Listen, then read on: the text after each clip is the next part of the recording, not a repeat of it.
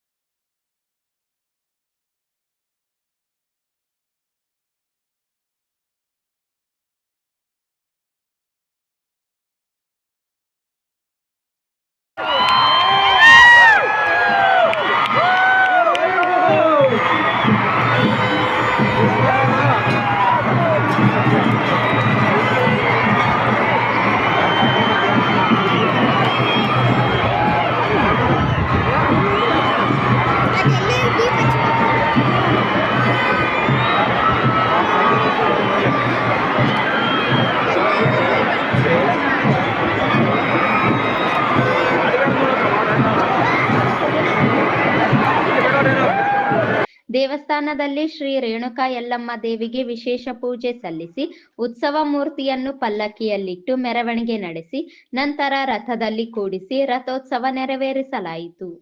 ಮಹಾರಾಷ್ಟ್ರ, ಕರ್ನಾಟಕ ಸೇರಿದಂತೆ ವಿವಿಧ ಜಿಲ್ಲೆಗಳಿಂದ ಲಕ್ಷಾಂತರ ಭಕ್ತರು ಆಗಮಿಸಿ ವಿಶೇಷ ಪೂಜೆ ಸಲ್ಲಿಸಿದರು.